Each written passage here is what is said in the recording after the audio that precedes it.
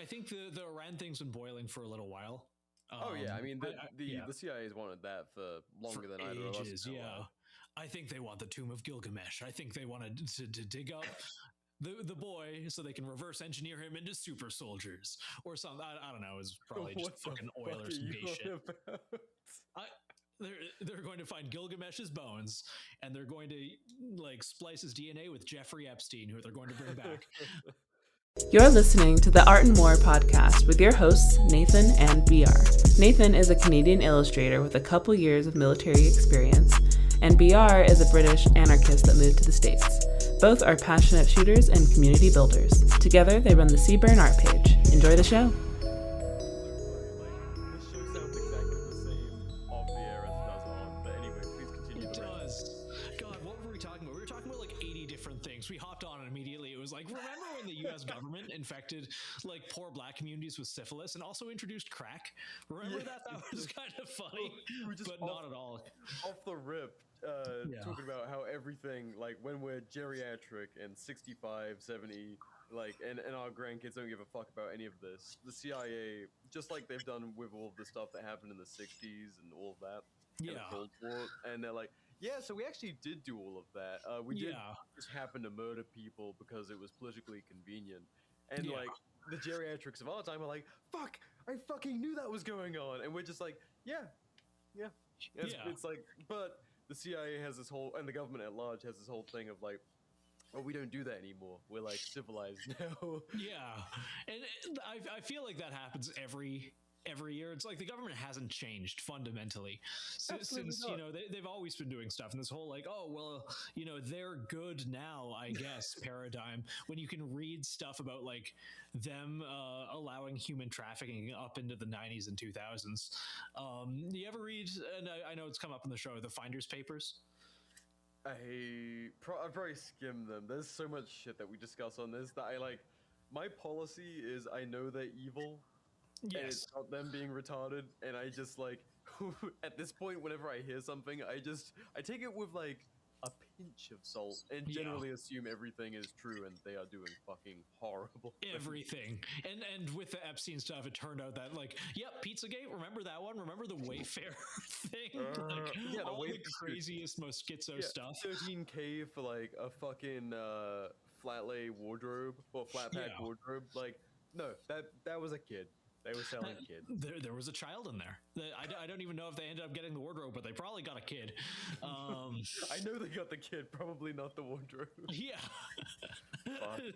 they got that adrenochrome, unfortunately, and it's fucked up that we're living in such a time, and I really hate, and you know, longtime listeners of the show, we're just preaching to the choir.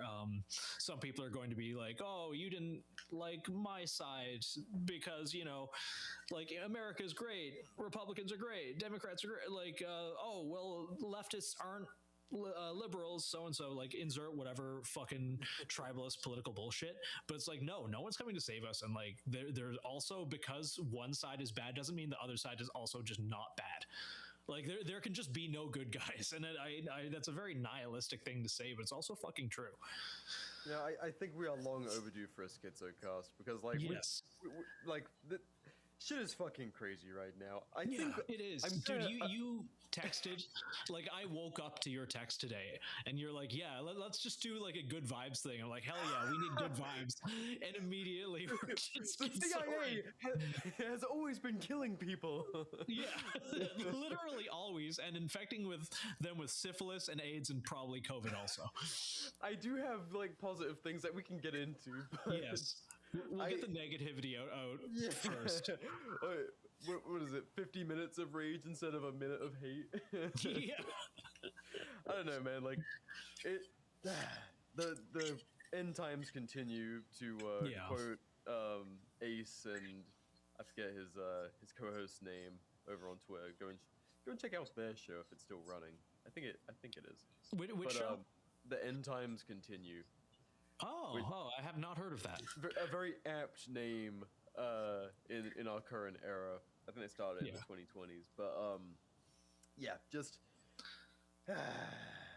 it's just been nuts, dude. I try my best because obviously we've been just neck deep in this stuff the whole time we've been doing this show, and of course, like before that, we've been. This has been going about on for like what 6-7 years now.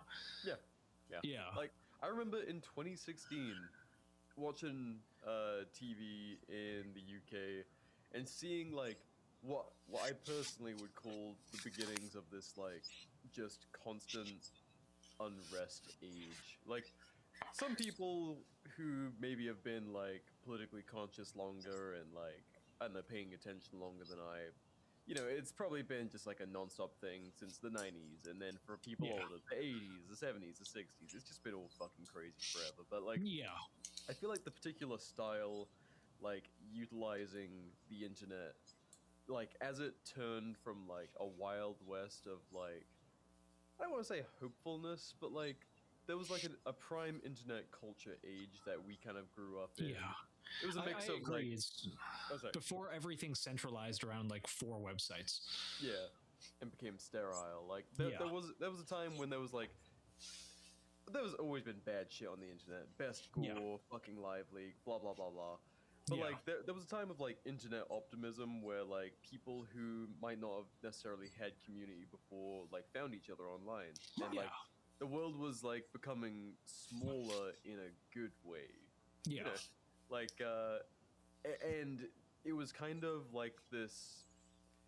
There was a lot of ugliness, but like there was also a lot of like awesome organic growth of culture where people were just figuring shit out, figuring out that they weren't alone, that there was like, you know, people were learning like super rapidly, sharing things in their particular niches. And it was really cool. And I feel like since 2016 and kind of like the vicious meme wars of like, you know, the first you know, Trump, I almost forgot who he ran against. Fucking Trump versus Hillary Clinton election. Crazy. I forgot about her like almost entirely. But she was a presidential candidate. What were we thinking? But but I feel like the online culture war was so fucking vicious in that age leading up to the election and then thereafter that it's kind of just been like this nonstop like nightmare realm since then. But I don't know, maybe I'm just like, you know, putting what I've seen and what I've lived through as like as historical fact, but like that was my perception overseas, was like, wow, this is getting really fucking nuts. Like for the first time in my life, this is like a really unprofessional election. Usually it was like the US elections prior to that were like boring. Like and they're kind of like respectful almost. Yeah, like obviously like they're, you know, it's pedophiles and fucking evil corporatists and shit. And I do think that goes back about as long as human history. Like 100%. Yeah, but like power attracts a certain personality type. Yeah, but they used to like bullshit us a lot. Like everyone would get up in their suit and they'd be like, well, my esteemed opponent so and so, this is what he thinks and this is why that would be bad and this is what I think and this is why it would be good. And you know, regardless of whether it was bullshit, there was a respect to it.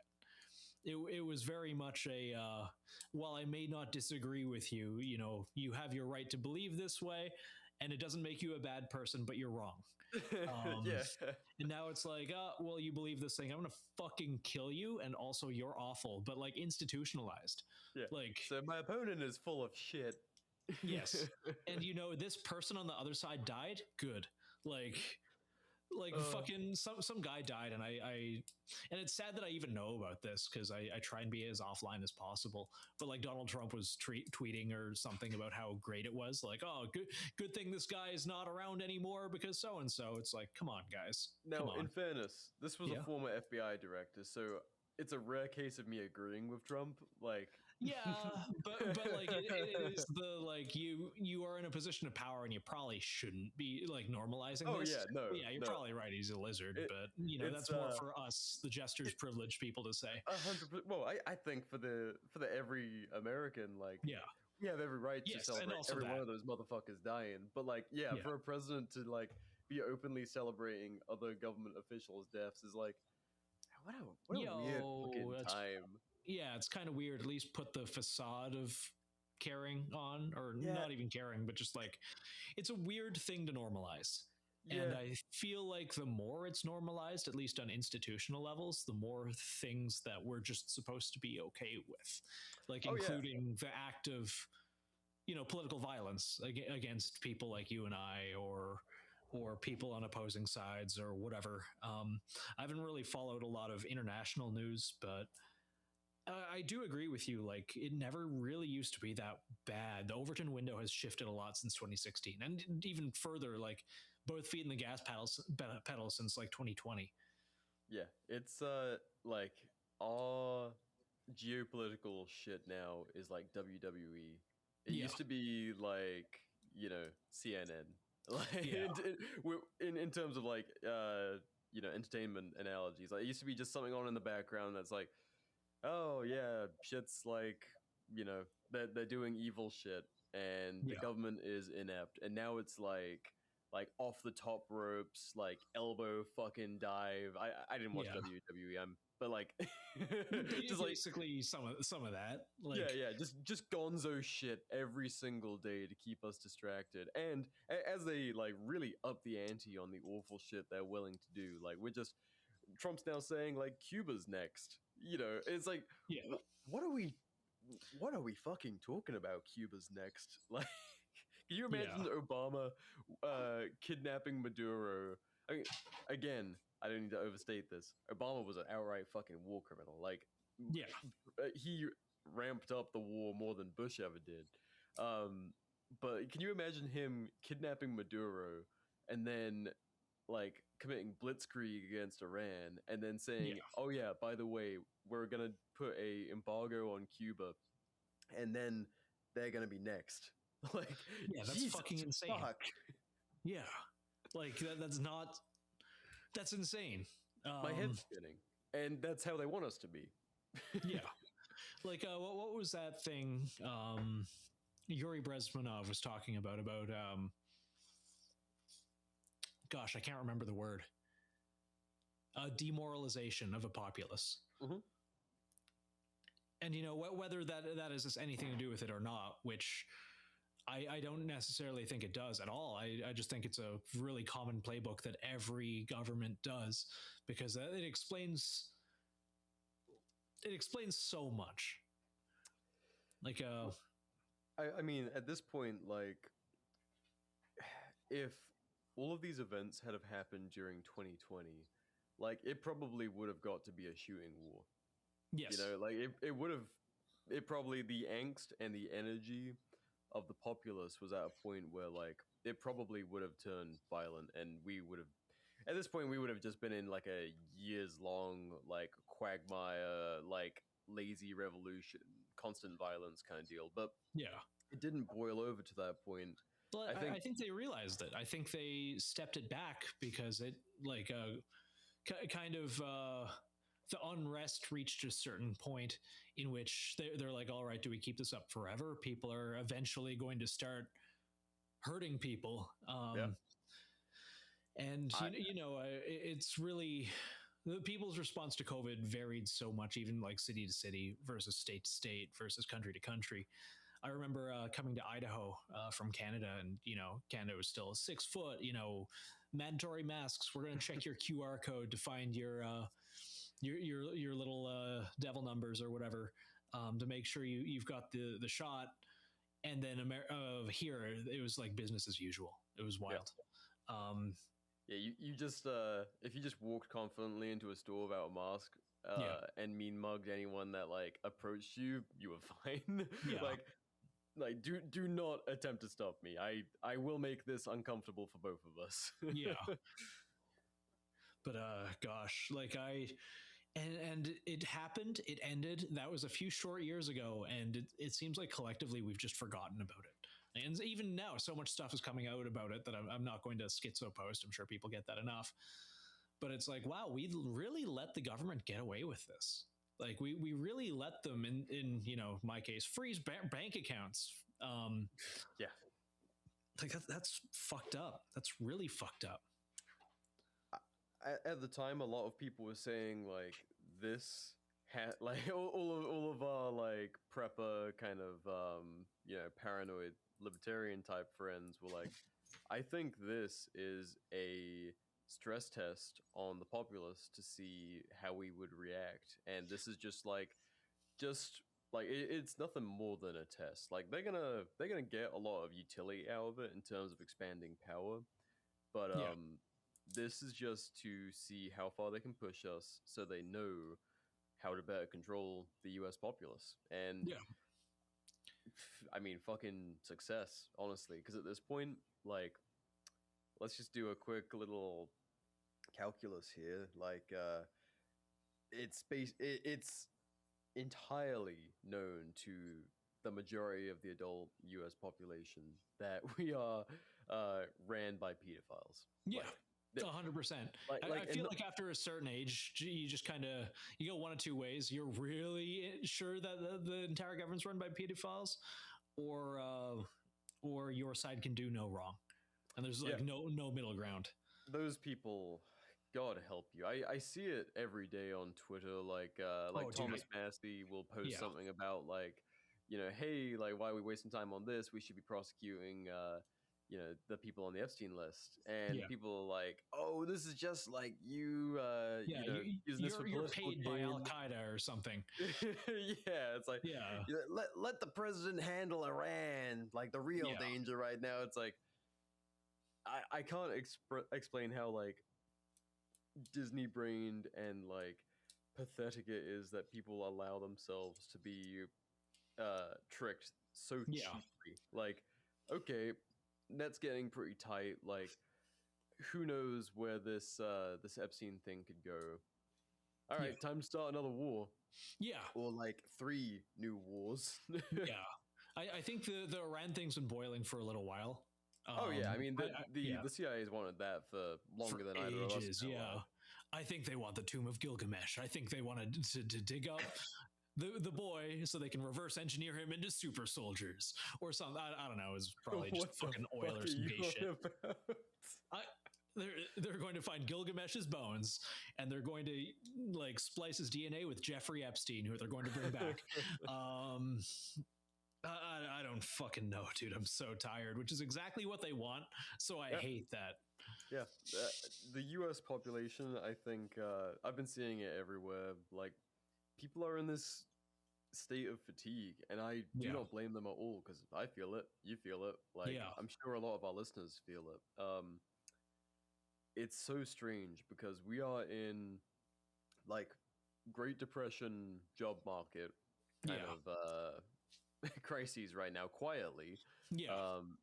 And to help with that, gas prices are higher than ever. Dude, it's over $4 here. I think like a month or two ago, I filled up for like, when I went to SHOT Show, I filled up on the way to SHOT Show, not that far from here, for like $2.30. And right now we're at $4.20. Nice.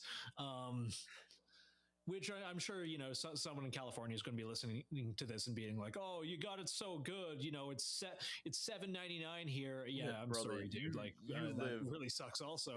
But I'm just talking about trends. It's up everywhere. Yeah, like out here recently, I paid $3.69. I was like, nice. This is God damn it. I saw that and I was like, when do we start getting Ted K's again? Like, what happened? What happened to us where like this organically doesn't happen anymore? Well, the government just needs to MK Ultra a bunch more people, and maybe we'll get more Ted K's in 20 or 30 years. It's true. I mean, right now they just tell kids on Discord that it's never going to get better at school, and there's a we've got a nice shiny Daniel defense for you. Yeah, complete with EXPS3. Yeah. It's like your full deployment package is waiting you. Like go take some SSRIs and meet us at the local elementary. It fucking sucks, but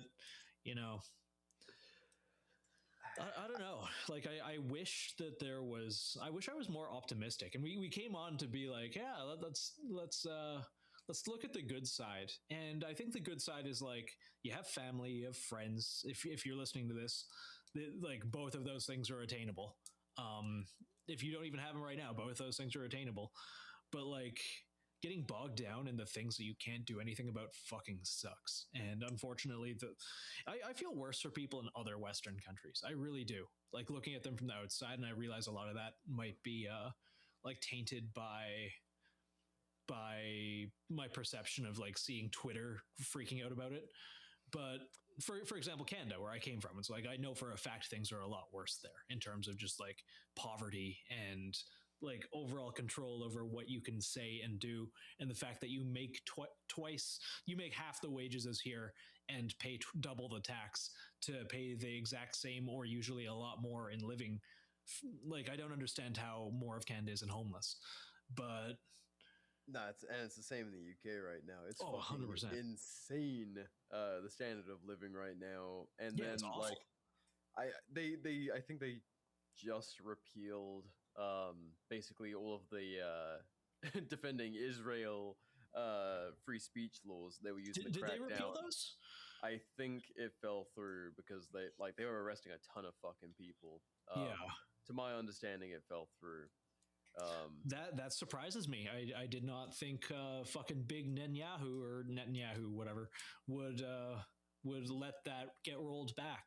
Right. I mean, Britain has a similar thing to the US where that there's a lot of Americans that serve in the IDF, and the same for Britain. There's a fair few Brits that serve in the IDF and have dual citizenship. So yeah, with that weird association, there's like quite a bit of control that Israel has over the UK. Just in our weird tangled relationships. But yeah, I think like there was just no fucking way to defend it in the legal system, even in a shithole like the UK. It's just like like there is no precedent for this to arrest people for calling out Israeli war crimes. So oh dude, there's a local guy here who got banned from like the downtown theater and all of that because they were playing that there was a documentary that came out about like Israeli war crimes in Palestine, and they're playing that at the kind of like artsy theater downtown, and he was outside of it screaming, and he was like calling people and threatening and harassing them to the point where they took a peace order out about him because he was saying it was anti-Semitic and quote like a paraphrase, like the Palestinians love us bombing them because we are liberating them from Hamas. And you are repeating like Muslim propaganda. It's like, are you fucking serious, guys? He called the police on me actually because I called him a Zionist bitch. Not even because of that. I didn't even know he like that was that guy. But he was using AI for ads. And that pissed me off. I'm just like, this AI slop was promised you 3,000 years ago. And yeah, this is antiseptic. Yeah, and then the cops were naturally like, yeah, we're going to do fucking nothing. Like, I called someone a name online, but like the thought process that goes through someone's head to be like, yes, in America, I am going to have you charged with a hate crime. That's, I mean, that's what they fucking want, though. It's what they're trying to push through in multiple places. It's both like on, like, this is the first time I've ever seen the mindset in real life being like weaponized, and 100% like with enough lobbying and enough social change and all of that over enough time. Yeah, I could see it absolutely happening. We did see it happening in England. Like you say free Palestine, you get arrested. That's fucking wild. Called a terrorist sympathizer by the highest powers of the law. Like what? Yeah. Realistically, I mostly just trolled that guy because he was using AI ads. But as soon as I found out who he was, another.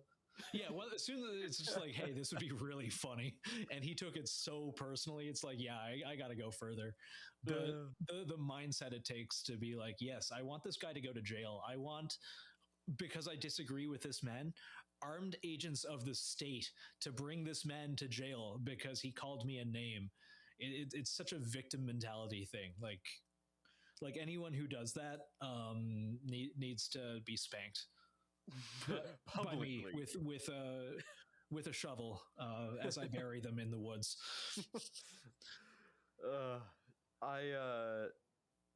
I realized recently, I'd never thought about this before in my life, but it turns out I was actually very pro Iranian nuclear program.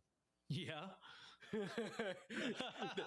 Now that it's been wiped off the earth, I'm actually very disappointed because think about how many nuclear states have the capability to take out Israel now. Yeah.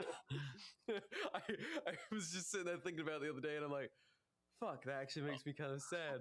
If they even had one, because they've been 3 weeks away from having working nukes for God knows how long. Yeah, that's true.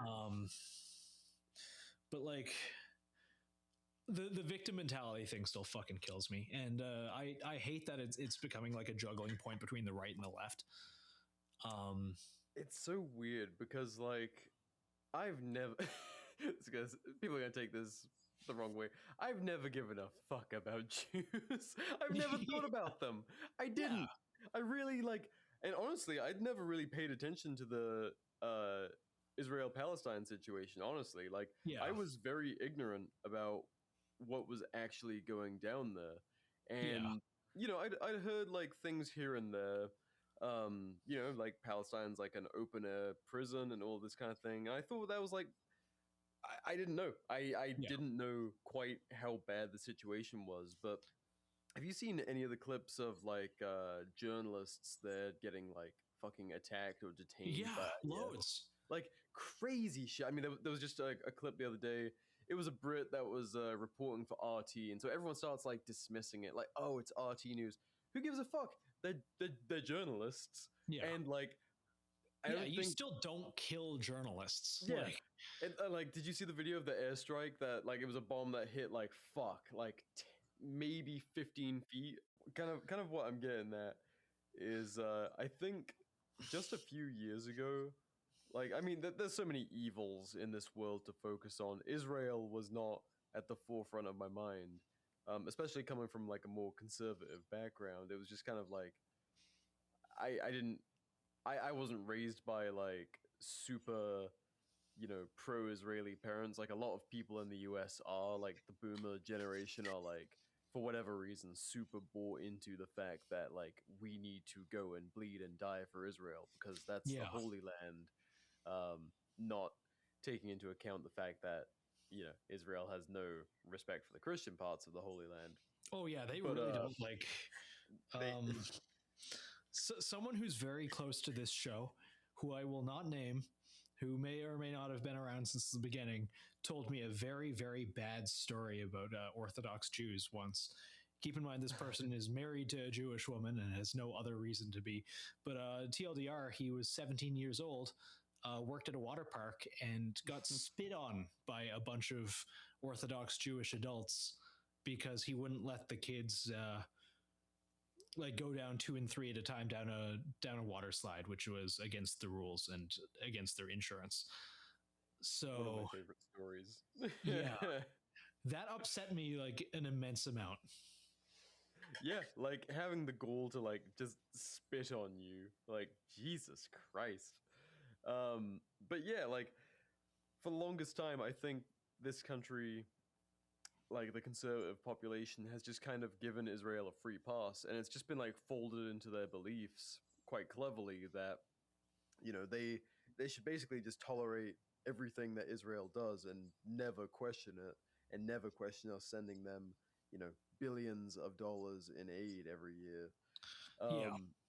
And then all of a sudden, there's been like this super aggressive flip on the right that like Israel is calling anti-Semitism, and I won't lie, some of it outright is like the further right is like outright taking advantage of like the mass anti-Israel sentiments that now make it like very safe to make Jew jokes and like really attack Jews as like I don't even know the difference between the religion, the race, whatever the fuck. It's like a whole mess that they've cornered themselves into to make it like impossible to criticize them. Is it racism? Is it like religious prejudice? Whatever. But like it went from being this completely untouchable subject to something that now young conservatives like have no reason to support Israel. Like the argument that used to exist, the Holy Land thing, that's now moot. It makes Americans safer. Well, 305 plus whatever we're at now. Not deaths, but like injuries due to this casualties. War. Yeah, casualties. Yeah. Casualties does not imply death. Yeah. Due to the war in Iran, proves that that's bullshit. U.S. life and treasure is now being squandered on Israeli interests, and so like young conservatives are like, okay, what's actually in this for me? Like nothing. There is no win here. Well, BR, didn't you know they were mere weeks away from developing a working nuclear program? That's true. That is true, and they have been for 47 years. A week away for longer than either of us have existed. Yeah. Dude, one of my best friends growing up was a Iranian refugee. He was Christian. He was like brown. He was Christian, very tall. And he identified as Persian. He'd never identify as Iranian. But like he would constantly talk about how like Iran was just like a first world ass nation. And he felt so bad for the people who were stuck there. And I hope he's doing well. I like that guy. He ended up moving out west and I don't know, getting into finance or something. He's probably doing fine if he's in finance. He's also in Canada, so it could go one of two ways. That's true. Well, I'm sure he's having a merry time renting out family homes to 3 Indian families at a time. Just 80 Indian people spread out between 3 homes. Yeah. Gosh. But what I'm getting at... Oh, sorry. Yeah. I just don't understand how there's anyone who unironically... And I see the bot farming. I don't know anyone who really unironically is for this war, especially our generation and younger people.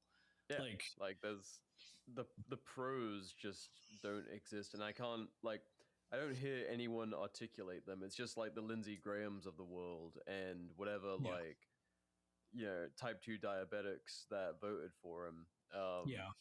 And people who are way too old to get drafted. Yeah, which now extends to 42 years of age, which really my favorite. Yeah, they just upped it to 42 years. It was 25 before. Yes, sir. And pot convictions now don't matter. So pot, you can smoke pot and still get drafted to go die for Israel. Yes. So I'm going to be taking up crack. Yes.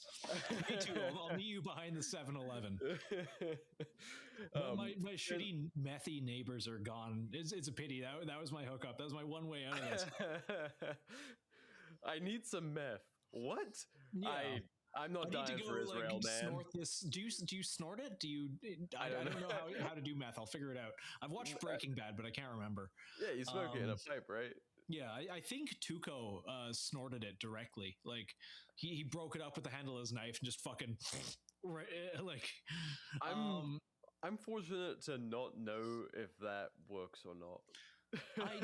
Breaking Bad was pretty well researched, so I'm going to go out on a limb and assume that like if Vince Gilligan's going to direct that long of a documentary about it, he's going to have got it right. Breaking Bad was my favorite documentary, personally.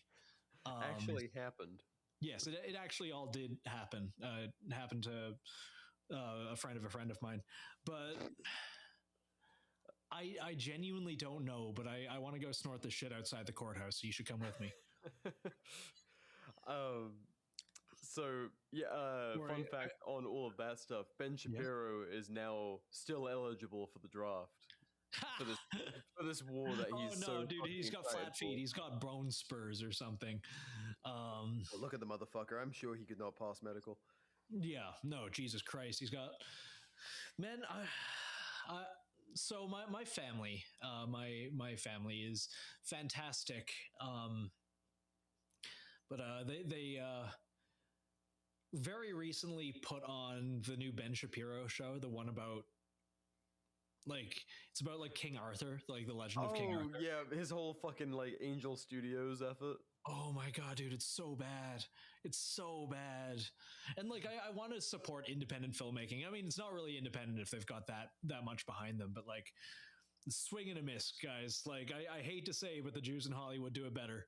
Like they've got the slop down. They've got the slop down. It was like all the little AI generated crowds cheering in the background. It was like either early AI or like PS2 like assets. Everything's filmed through that kind of hazily Vaseline covered, like everything's simultaneously too sharp and not in focus. All the color grading is super weird. It's very like Days of Our Lives, if that makes any sense. I expect about that much because it's like I hate that it's someone's gonna be in the comments going like, oh no, this Angel Studios movie was actually worthwhile, but like it's like I hate things that are born out of like this conservative is the new punk rock kind of lens, because like it's never good.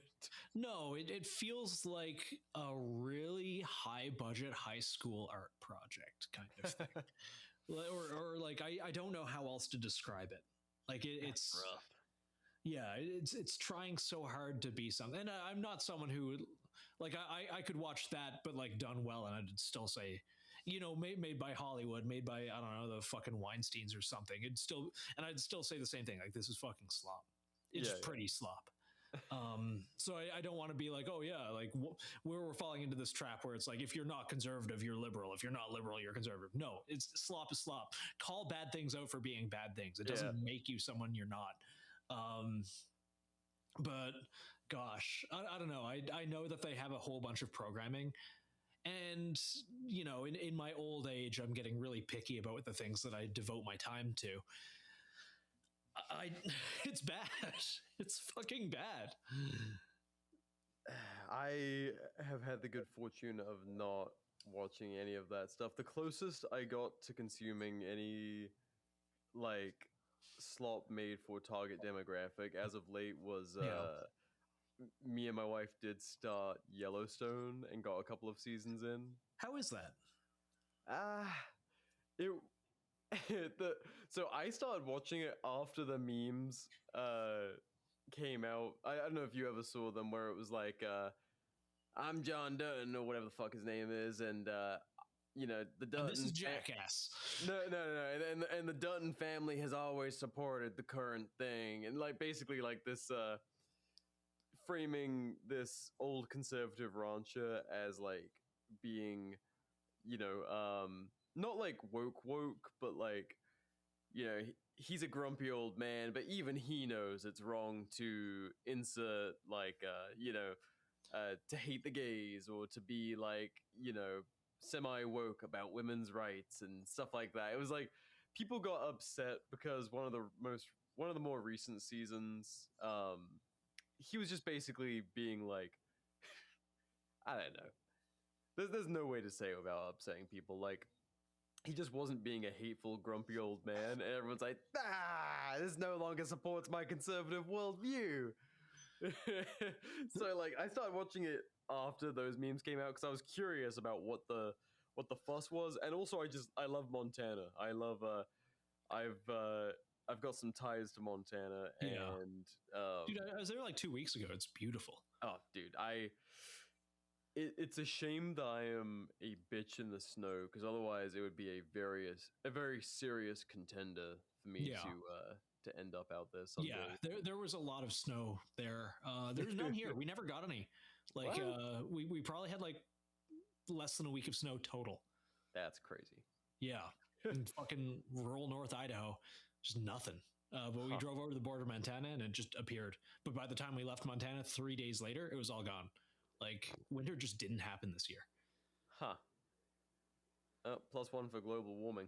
Yeah, I guess so. I was going to say, like, they're bringing the Hummer back. I'm going to buy one so I can pollute more. But no littering. Still, fuck anyone who does that. Yeah. Conservation, not the eco-freak shit. Yeah. But, where the fuck was I going with that? Montana, beautiful. Oh yeah. I don't know. Oh, and Yellowstone. Like I enjoyed like I did enjoy it, but like it does get to a point where like you realize the characters are like they're kind of playthings for a writer's room that probably changes pretty aggressively. And so the Yeah, as character writers' rooms do. yeah, the characters have like a very flat amount of character development, and otherwise are just kind of like these weird stereotypes, like Yeah. Beth, the daughter Just of like this. outdoorsy rancher people written by people who have never met someone like that.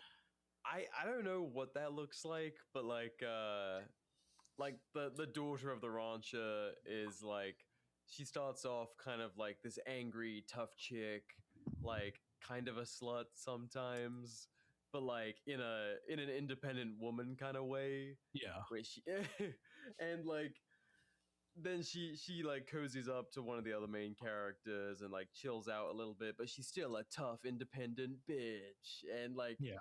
she's just always doing some like crazy fucking shit. And you're like, a woman like this would die. Like, Yeah. but Reminds me of Ozark a little bit. yeah, like it was Yellowstone. It's like turn your brain off entertainment. Yeah. Which is okay every once in a while, honestly. It is. But now there's like a spin-off series because I didn't finish the show, so I have no idea where it leaves everyone. But there's a spin-off show about the son of the rancher now, who's like this. Oh, did it end? I guess like it came to a conclusion, but like his son was like this special forces army guy who like comes back to the ranch after being overseas, and he's like, you know, he's grizzled, and he joins like fucking whatever the fucking cattle police are, I forget, and he shows them how it's done. And now there's a spin-off show called like Marshals, where he's like a U.S. Marshal, and every fucking week there's another 9/11 in Montana that he has to prevent. There's like a fucking cell of Al Qaeda, Jazeera, blah, blah, blah, In rural Montana. Yeah, that he's like, he has to go and stop with the U.S. Marshals. It's like such boomer slop. Almost definitely someone else has come up with this term, but I'm going to take credit for this because I just thought of it right now. Cable slop. It is. Yeah. It's sometimes it's just nice. Like I can't even judge people for watching comfort shows. I have mine. It's Freer and Beyond Journey's End. You know, I love that shit. I'm going to out myself as a little bit of a weeb, but no, it isn't. You know, if you go into media knowing what it is, fucking yeah. It's I have to stop myself from like overly judging people that just eat that shit up, because I'm like, you know what, like to some people this is the most amazing thing and great, but you know, I've consumed my fair of slop in this life, but same. It's just when I start to get offended is when it's like so obviously got an agenda behind it. Yes. Me too. That's what I'm like, oh, you want me to think a certain way. Like it's like slop, like you know, like Marvel, for example. Like, my mind jumps to Infinity War. Like that scene where they're all fighting Thanos, and then for whatever reason, it's just like a long panning shot of every single female character in the Marvel universe. It's like this feels like a parody. You're telling me to think something like on this fucking battlefield of like every fucking current hero and like all of their, you know, partner forces and shit. All of the women who don't know each other for the most part, like all get into tag team mode, and it's like, what am I watching right now? Like before then, like there's very, and before like the post Infinity War thing saga, there wasn't like really an agenda to the films. It was like they were like surprisingly okay slop. Like it was like a theme park ride. Like that kind of slop is like, you know, it's like junk food, or it's like any cheap thrill, like or like going to fucking Disneyland. Like you're not telling me to think anything.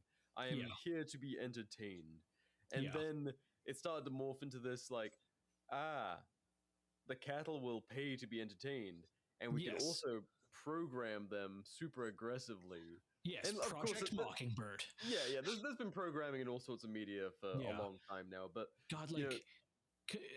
Other countries are really bad about it. I don't want to necessarily say America's not, but like watching UK, BBC and CBC programs, holy fuck. Like they're not even trying to hide it. Black Rifle Division shared, you might have seen this, they shared some like detective show or something from the UK where it's like, oh, this guy's posting, he's questioning immigration. And he made like 9 Freedom of Information requests. Like, they're treating that like a huge precursor to being a terrorist. And then when they find him, he's literally about to murder a child. Dude, that is wild. And there has been a long string of that in like British media. It's like absolute.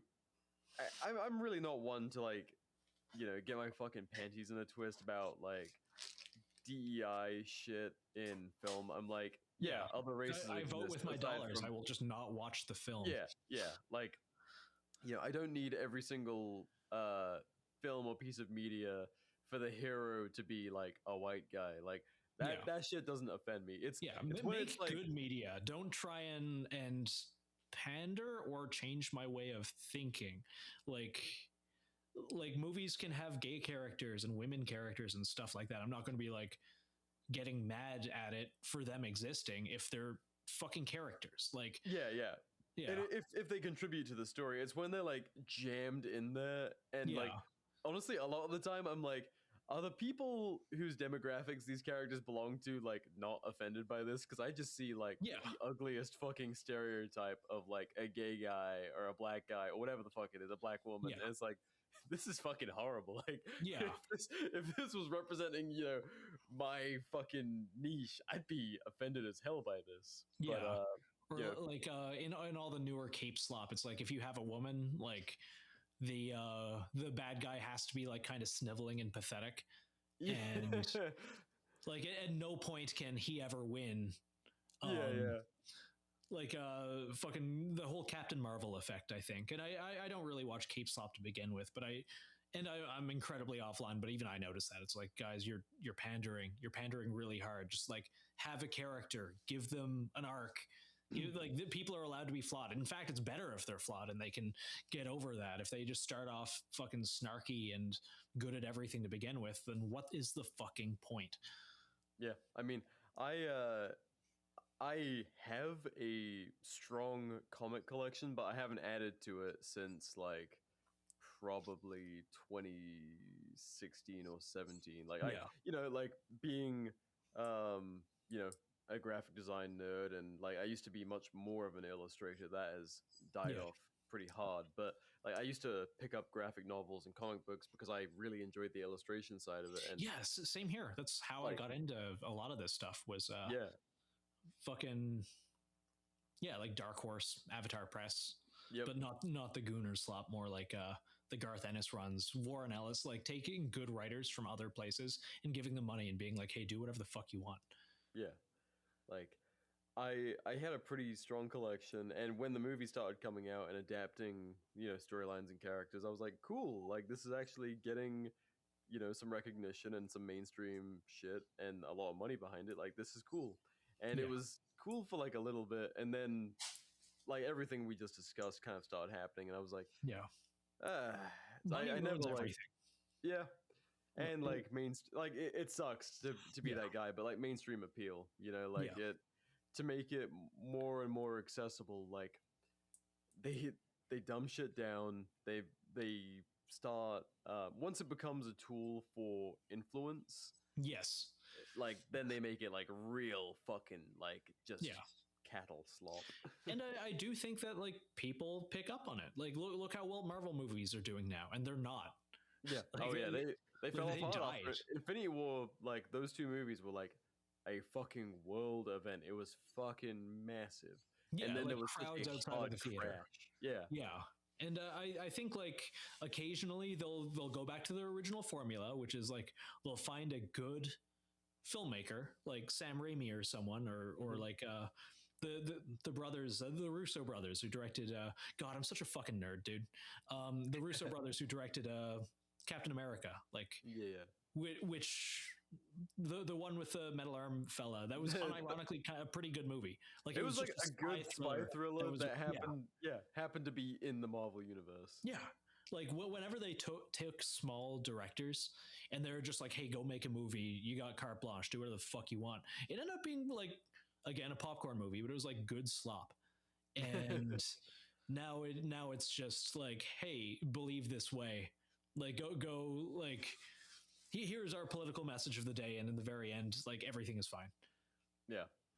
I tried to give them a chance again with the latest Captain America movie that had the Red Hulk in it, because that storyline came out in, like, I'm gonna fuck this up if there's a bigger comic nerd, I think it was like 2000 fucking like 9, 10, somewhere around there, because I remember being in school and seeing like Red Hulk. I was like, oh my god, there's a Red Hulk now. Yeah. That's sick. And they got Harrison Ford to play him.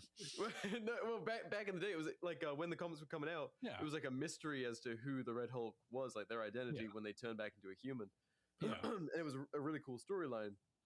And so when the movie came out, I was like, I was not hopeful. I was like, they're probably gonna fuck this up really massively. But like, did they fuck it up really massively? They did. Like Harrison Ford being in it, I was like, okay, cool. I like Harrison Ford a lot. Like, I'm hopeful.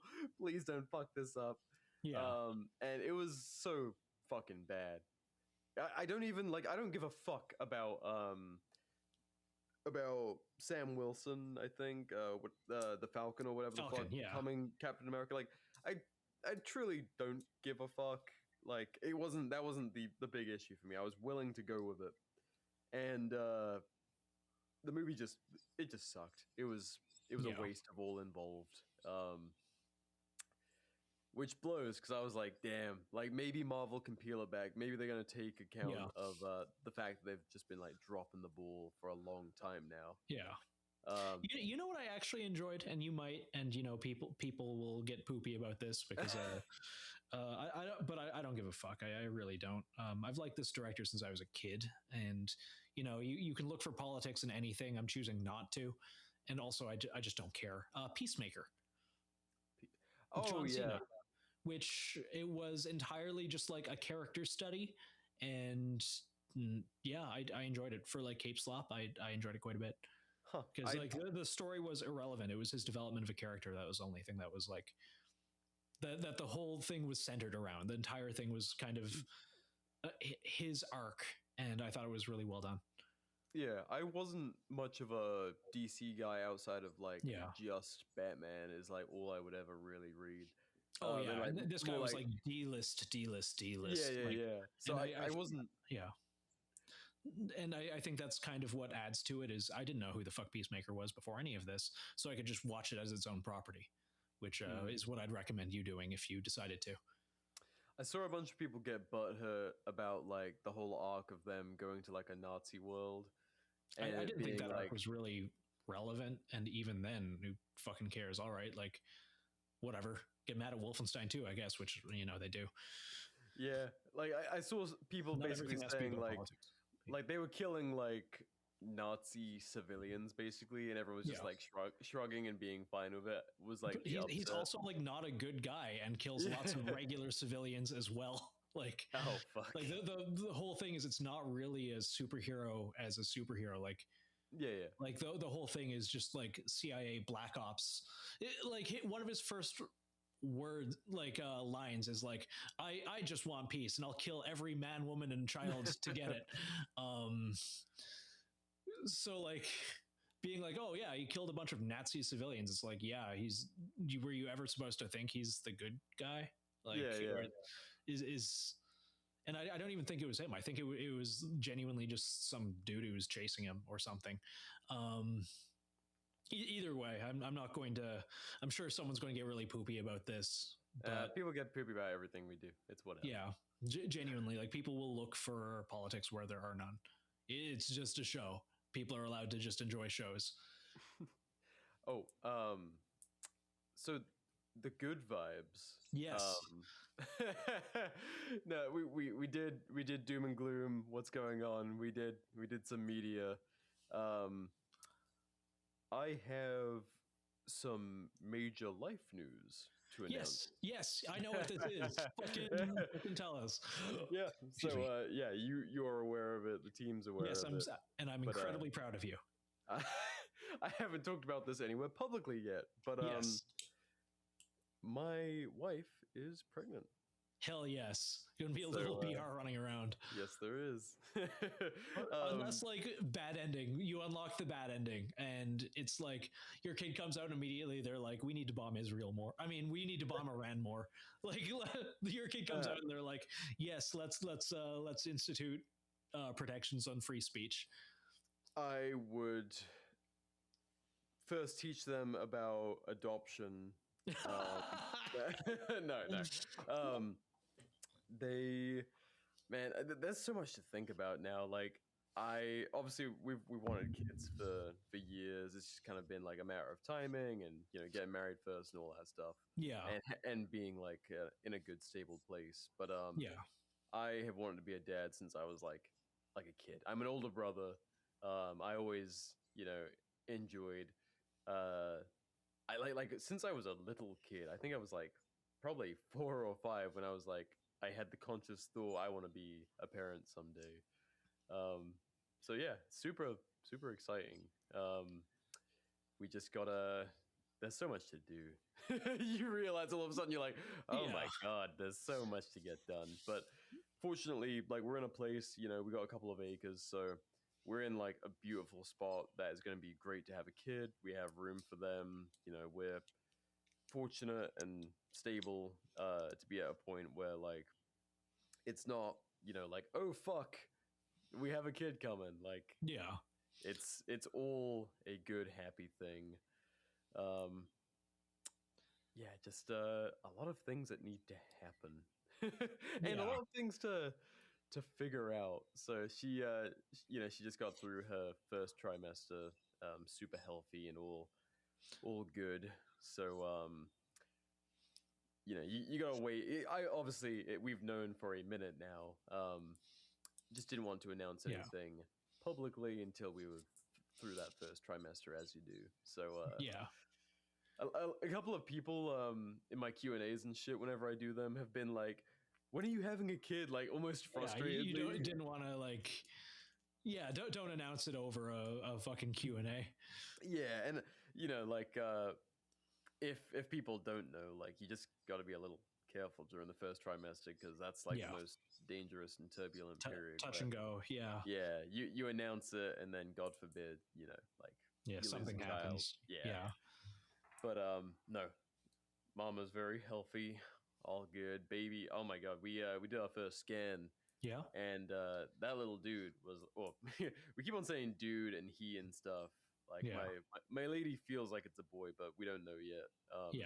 You can do like 6-week tests now. Interesting. Like you get like a blood sample, and it apparently tells you with like 99% accuracy if it's gonna be a boy or a girl. Yeah. But we didn't want to. We're gonna wait until the anatomy scan. We're not gonna do like. It's not like you can really do anything about it, regardless. Like. Yeah. And like God, we get like all the way to the end, and like if we did like a 6-week blood test, and then it's a different gender, and we bought like, boy stuff or girl stuff or whatever, and it's the other like, so yeah, we're hoping for a boy first, but happy with either. And regardless, you ever see that movie and or show Anna? Is to take the child and raise them from a very young age to be a killer. I was gonna say, isn't she like this like cold-blooded fucking assassin type? Yes. I mean, this kid's gonna know how to shoot. That's for sure. Oh yes, 100%. They're gonna. Yeah. What's that? Fuck. There's this movie where the kids are all like homeschooled, and the mother dies, and the dad lives out in the woods with like 6 of them. Fuck. Captain Fantastic, I think it is. I actually don't know. I have no idea. A buddy. Captain Fantastic. Yep, Captain Fantastic. You should watch this, and anyone else who hasn't seen it should watch this because text that to me. I'm curious. Yeah, it came out in 2016. Yeah. Basically, it's about this. This dad gets left with all these kids, and the mother passes, and he's just kind of like figuring out how to raise them, and he's just been raising them out in the woods, like homeschooling them, and they're all like brilliant. Like they're years ahead of their peers.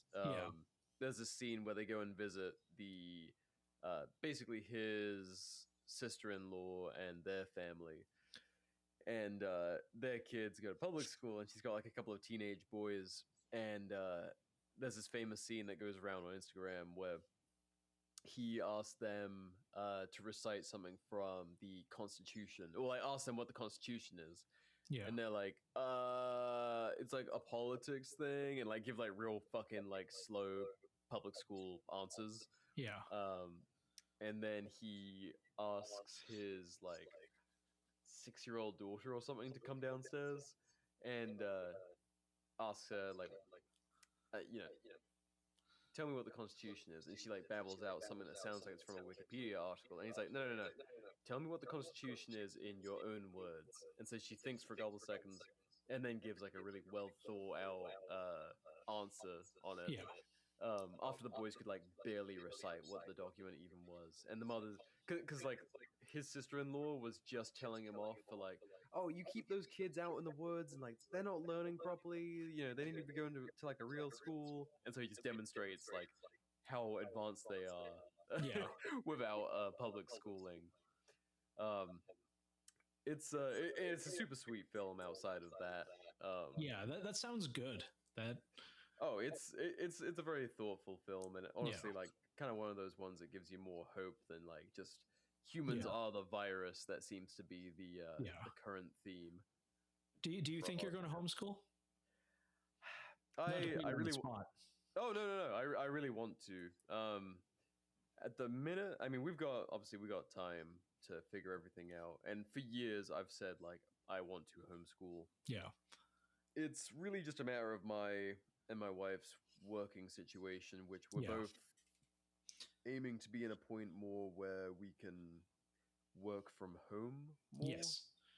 Because obviously, like, public school is fucking like taxpayer funded daycare. Basically. Oh, it's like, really bad. 1 through 18. And you can't force people to care about something. Both the teachers and the students. Like it's impersonal. It's cold. I know so many people who've gone through that, including myself. It didn't really give. Like I cared about things like history. Didn't really care about practical application of knowledge until it was too late. Like things that actually matter. And I've been looking because my thought too is I'd love to homeschool one day. I genuinely would. Stuff like Khan Academy, like existing and community-based homeschooling. Like you have a few people and you kind of rotate. But a big thing is having a curriculum, like having resources. I'm sure that people that we've talked to in the past would be so many steps ahead of both of us. But it is so hard when you're both working and like we've talked to people on here about homeschooling before. I've interviewed people about homeschooling, on previous shows. Like there's a lot of resources out there. There's so many good people doing it and like having fantastic results. So it's not like there is a lack of capability out there. Really, I mean, I think first off, I need to figure out how to be a parent. Yes.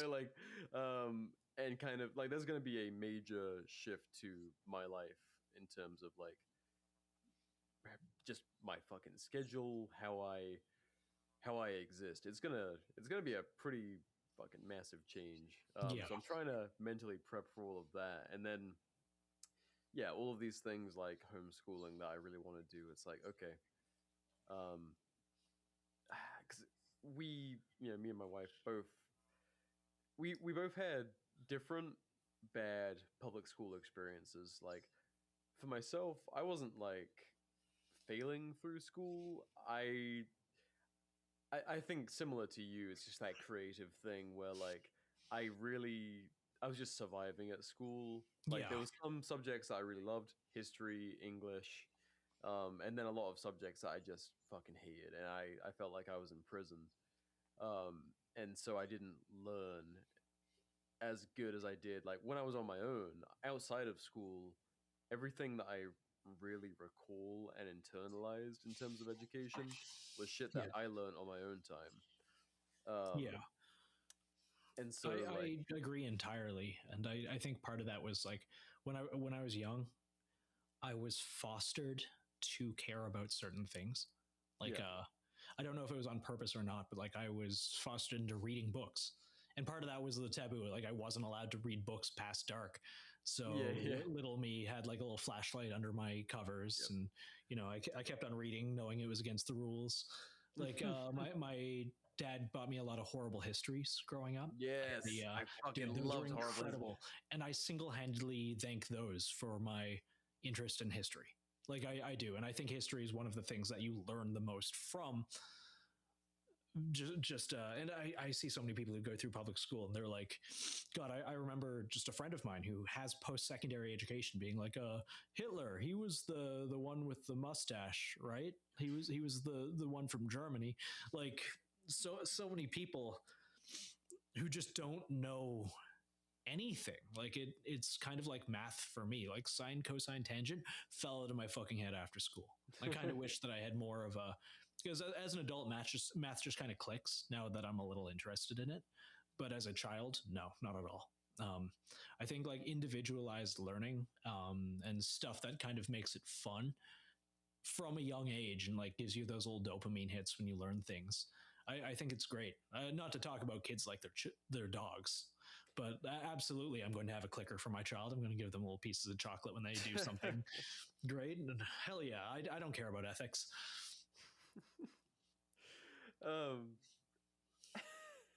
Pavlov your children. Pavlov your children. Do it for them. Yes. No, I think we're very dubious about public education. Just I mean, so for me, like on the creative side, like it just didn't really click for me. Whereas my wife, like school did click for her, but like she looks back on it not fondly. Like she was like a straight A student, but it like the second she got to college, she was so burnt out. Yes. From like applying herself 110%. Like she was doing sports and like just like really like in the education system, like doing everything you were meant to. And so when she got to college, she ended up not finishing her degree because she was just like, fuck this. Like she needed to be a kid, you know? And so she says like there's a lot of that she looks back on and it's just like, I don't want our kid to have that experience either. So both of us are dubious about it for like slightly different reasons. And then there's just shit like so much child sexual abuse comes from public education, like like tons, easy access to predators, which scares the shit out of me.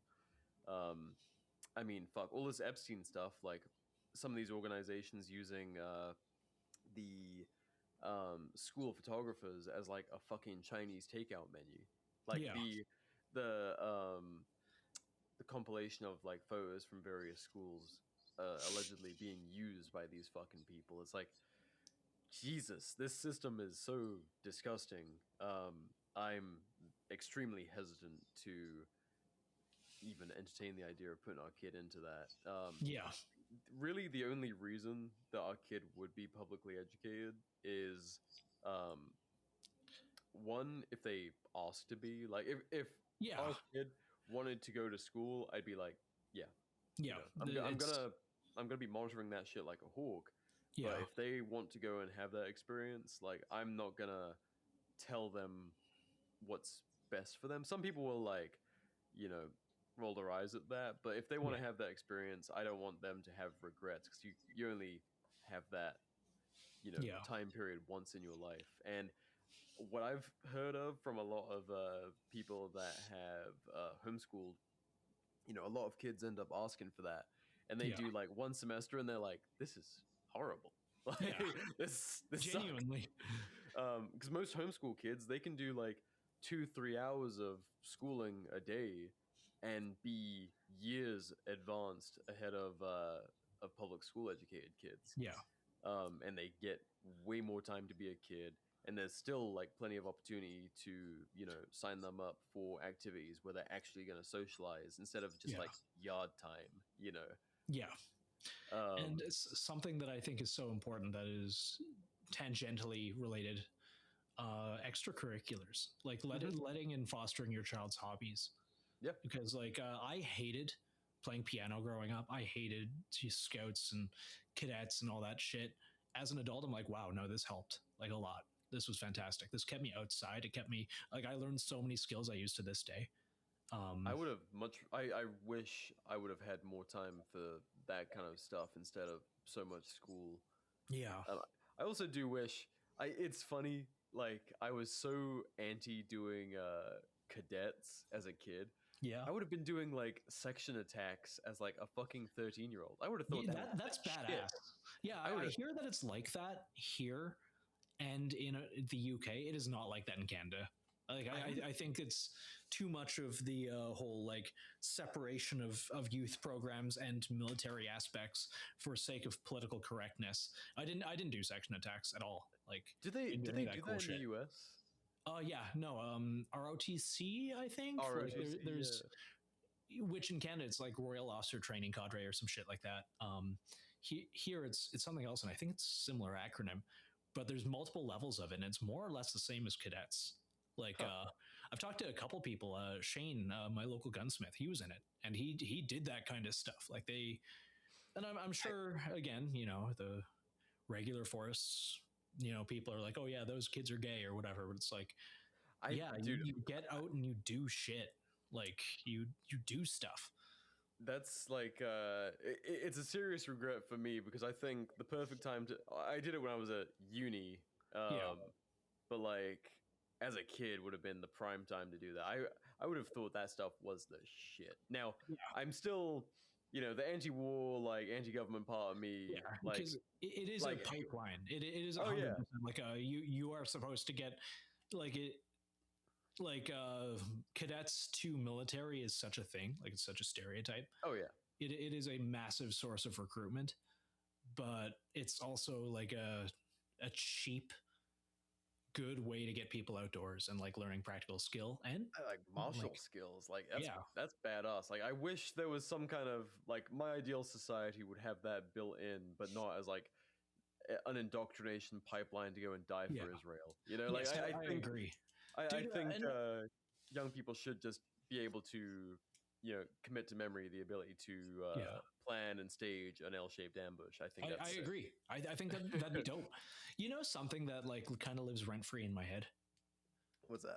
Like I'm pretty anti-government. I'm pretty big like against. Yeah, I was going to say, if you're listening to this, you probably know that. Like I don't like the idea of the government being like, yeah, you're not allowed to say a slur, you're not allowed to own a machine gun, you're not allowed to do whatever, like you're not allowed to smoke the green herb. Like I think that's fucking gay. Like adults can do whatever if it's not hurting other people. Like I feel like we've been pretty consistent about that. But like occasionally I think about what would happen if society like made people mandatory. And again, like I'm still against it, but like in the perfect world, it's like, hey, you do something. You work a job that fucking sucks. Working for civic duty, like you can choose what you're doing. Like go learn how to be a paramedic. You go learn, like, because I don't want this to just be mandatory military service. You don't want to join the military? Cool. You're a firefighter. You're going to like serve at the soup kitchen. You're going to do something for a year that makes society objectively better. And if you don't want to do any of this, I don't know, like the government still shouldn't have the right to be like, well, fuck you, you're going to jail now. But like, I do think like a program like that is good for kids, like good for young adults, gives people direction, makes people humble, makes people work. I would want to foster that in a society, but at the same time, I don't want to force anyone to do anything. So like, how would you implement that? Big tax rebates. Tax shouldn't exist to begin with. So I don't fucking know. I think it's just cultural enforcement. Like, it's it gets back to my hippie idea of intentional communities. Like, I would love I would love to see intentional. I haven't harped on this for years, but it's my dream of like getting enough like-minded people together where you just basically, you know, I feel like we are currently on the Titanic and we need life rafts to get off of it. Yes, 100%. Being able to like have your own food, like generate your own power, like have like-minded people who can, you know, help teach your kids. Do like learn. Sorry, continue. I didn't mean to cut you off. Oh no, I mean, I have so many thoughts. It very quickly turns into Jonestown, Waco, Ruby Ridge, where it's like, you know, we should have food security. We should have, you know, like actual physical security where if the state disagrees with us, you know, like trying to live the actual American lifestyle as was intended 250 years ago, you know, like we maintain that and let the rest rot if they want to turn it into this fucking mercenary state for a foreign country. Like, nah, we don't want anything to do with that. You guys can do this fake America thing. We're gonna do actual America. And if you don't like that, you can come and kill us, which they probably will. You can come and drone strike my peaceful little town. What was that? The Move bombing? I think it was like a commune back in where the police came and legitimately bombed like a housing Black development. liberation types. I mean that, you know, people have attempted this on the left and right. There's been all sorts of government on civilian violence when because they really don't like when you try and break out of the system. They don't. But that's my quiet hope, is there is the possibility to foster that. But no, on the topic of kids and like kind of the state of the world, it does have me thinking super deep, because I'm like, man, there's so many good things happening in, you know, the homies' lives and our lives. Like, my household's life is good, but I'm like, man, what? And I, you know, we've got friends who already have kids. We have friends who are maybe a little younger who want to have kids. And I hate the fucking whole like, oh, with the state of the world, how can you have kids? Fuck that. Like, there's always going to be some kind of state to the world. It's just a question of like, how do we make this place as good as we can for our kids? And, you know, I don't have that answer outside of like continuing to do as good as we can and building rather than, you know, destroying. But like, it's a really difficult time to be answering that question, you know, like to create stability in a wildly unstable world. So I don't know, like, been doing a lot of deep thinking and not coming up with a whole lot, which sucks. No, I understand that. It's like when you're so focused on survival and like kind of what comes next and then what comes after that, while also ensuring your own happiness and the happiness of your family and like the ability to put food on your and their tables, like shit's hard. You know, an interesting thing, and I don't know how true this is, but I took a course on political violence a long time ago. And that like to date was my favorite course in college. Just take it. I would have like 10 notebooks full by the end of that course. Oh, dude, it was so good. It was so fucking good. And like I remember a lot of the people in the course were pretty upset with it. Our teacher was a little red-faced conservative man. With like he looked kind of like Colonel Sanders, and he was always really angry. He assigned us a whole bunch of fucking anti-communist literature. And I was reading it being like, oh, fuck yeah, like this guy's awesome. And, you know, the little fucking, this is way like pre-Antifa, pre all of that, but like it kind of shocked a lot of the people in the course who took it. And they're like, wow, communism killed how many people? But yeah, he's the one who recommended all these books on just like the psychology of mass movements and like books like From the Gulags to the Killing Fields and the Little Black Book and all of that. But I don't even know why I brought this guy up. Like there was a point initially and then I forgot about it. But stability, the future. I can't remember. He was awesome. Man. I love that. I wonder what happened to him. It was a super interesting course. I genuinely cannot remember the but yeah, it got into a little bit of like not, I don't want to call it tinfoil hat stuff, because now we all know the tinfoil hat shit's real, but like governments killing their own citizens by but like something I really like about America is the culture that, and hopefully this never goes away, of like, fuck you, make me. Yeah, because a lot of other countries just don't have that, or when it does, people cheer when the people who say "fuck you, make me" get steamrolled by the government. Yeah, like, hey, that a dissident. Hey, he's over here. He's over here. Take him out. Yeah, like, I think that's the attitude of where we come from. Yeah, Canada's pushing so hard to crack down on like non-state media. So are so many other places like the UK and Australia and everything else. Like, if the government controls the narrative, it allows them to do really horrific things to people. And I hope that never happens here. And I don't, as of now, I don't think it can. It's getting closer. I mean, it's funny. I keep on having to talk about Tucker Carlson, but oh, you see his new merch line? I did. Yeah. Phil was showing me it, and I was like, "Damn!" Actually, like all the anti-Israel shit. I'm like, actually, yeah. It's like I have never in my life considered wearing Tucker Carlson merch until now. Yeah, it's like, wow, these go fucking hard. Like, what was that one that I really liked? It's just like a hat that says "Neocons are gay." Yeah, for Israel. Yeah, neocons are gay for Israel in smaller block text. I fucking love that shit. But like, kind of to touch on what we're discussing, like what happened with Trump. Like 1 second, Tucker Carlson's like part of his vehicle to, you know, get into power. Yeah, and he's like, it has to be super friendly with him and all this stuff. And then the second Tucker starts questioning the whole Israel narrative, yeah, he's persona non grata.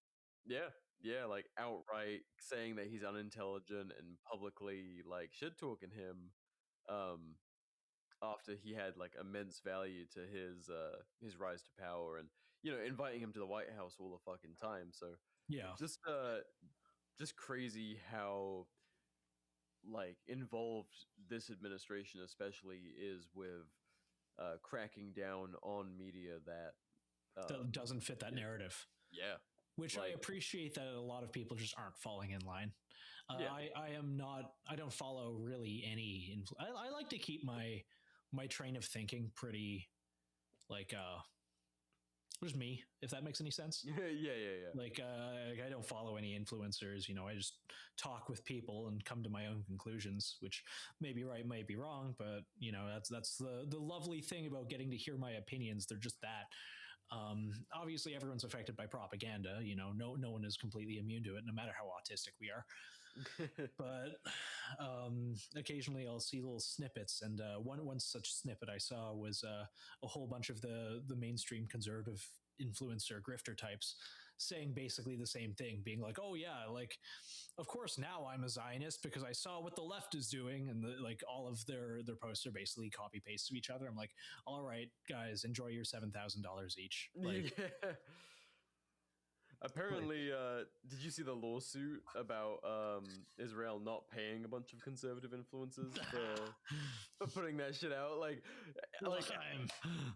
dude, how fucking on the nose for the Jewish stereotype can you be? But like,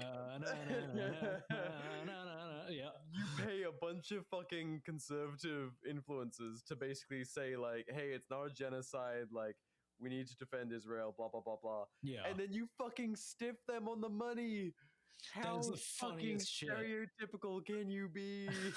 Just like $7,000. I didn't know I owed you $3,000. $3,000. I didn't know I owed you $2,000. You actually owe me $1,000. Like, why are you asking for $500? Please, this is my last $250. Oh man, yeah, no, that is the funniest fucking shit. Gosh, what else was I gonna say on that? Oh, CPAC. Yeah. Did you see the guy? Some fucking nobody at CPAC. So they just had the conservative convention, and attendance was just dog shit.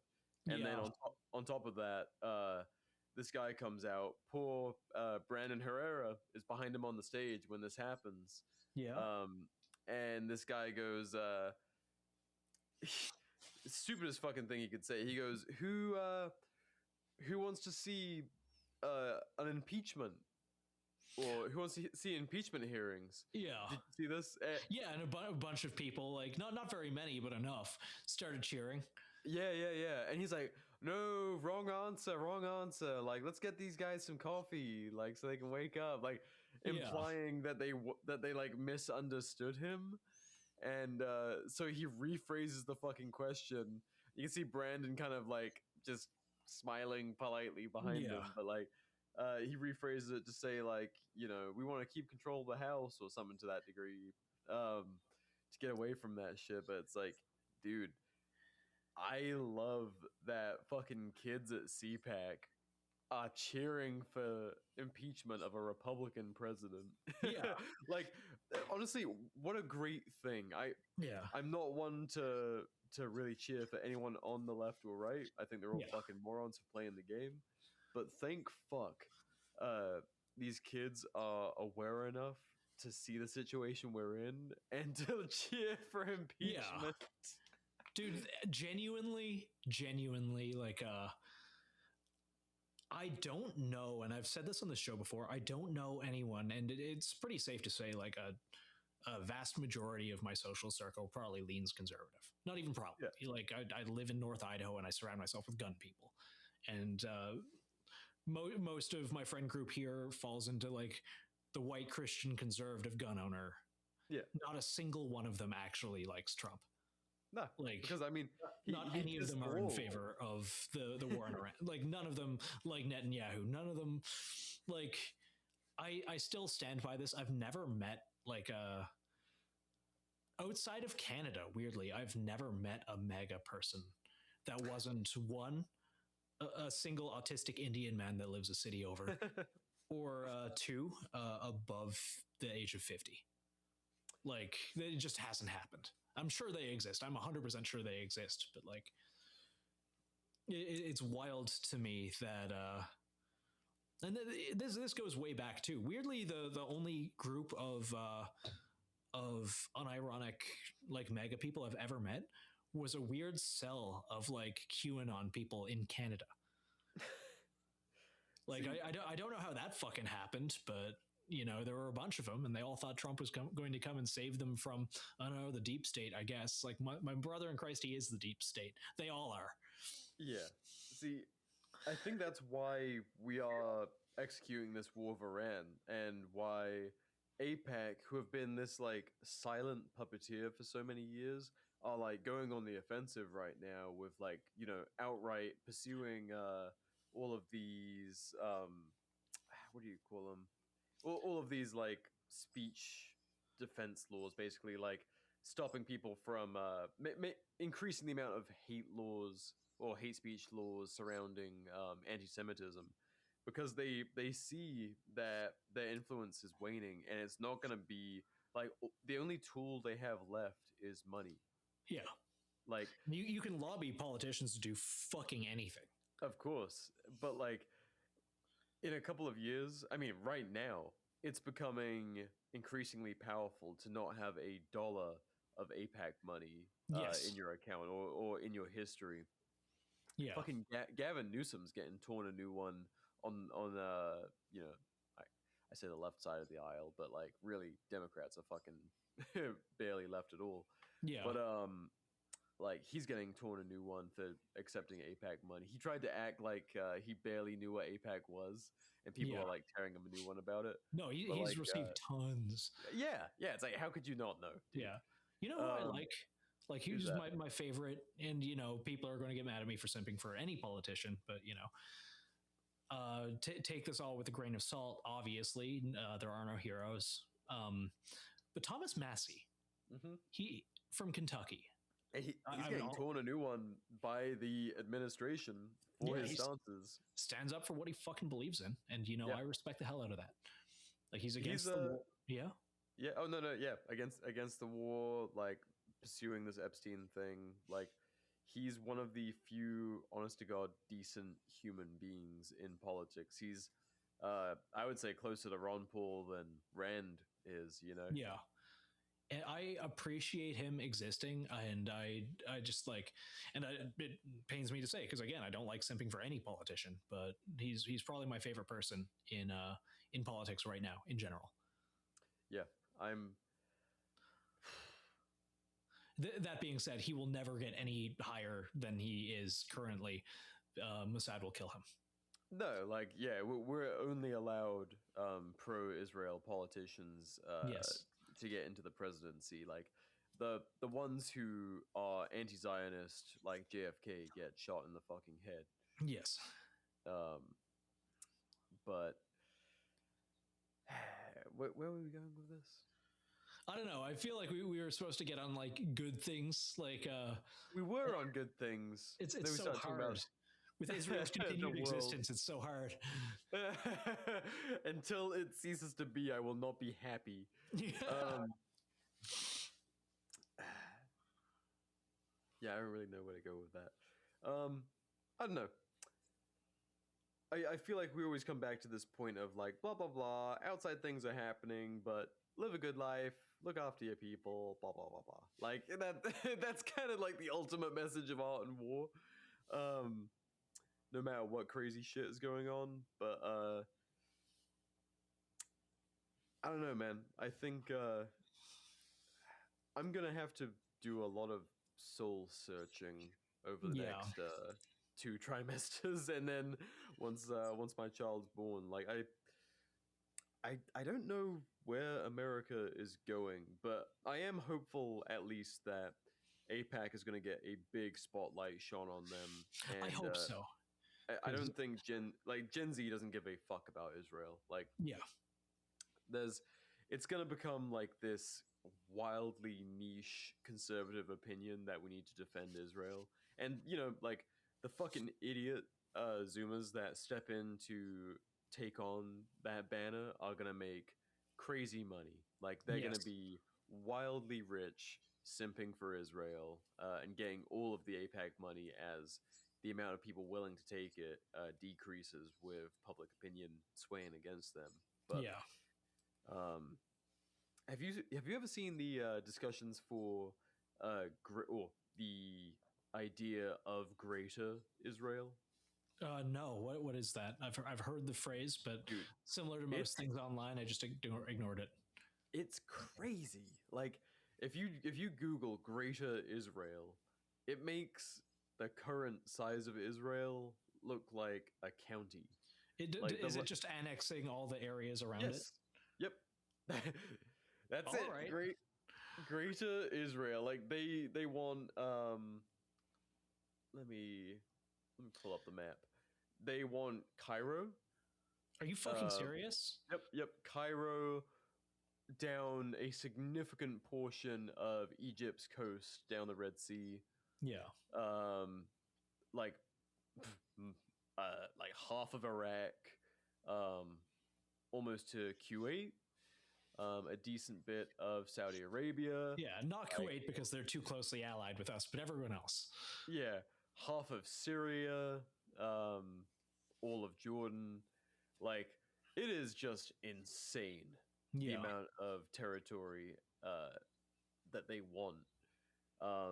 And that's like a lot of Israeli politicians are openly for this eventuality, and they just see it as like this inevitable manifest destiny promised them 3,000 years ago or whatever.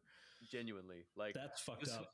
This whole claim that we see from people calling us anti-Semitic for even discussing this is like, do you not believe that Jews what they're saying openly? Yeah. Like, do you not believe that Jews deserve a home in the Middle East? And it's like, that's a whole discussion. I don't think the European Jews really need to be there, but whatever. Yeah. But like, not to mention they absolutely fucking genocided the Arabs that were there when they retook it in the 40s. Yeah. With the aid of Britain and the US, of course. Of course. We're experts in genocide. But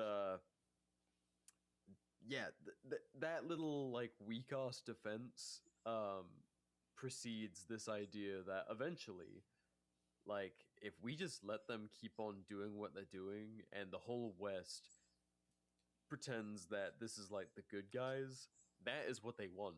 And like, why would they stop at Greater Israel? It's crazy. It's no different than you know, the whole like the Arabs thinking or you know, I don't want to get into a fucking theologian thing here, but like the idea of the infidel, you know, the non-believer, like it's no different. Goyim, like it's the same fucking thing.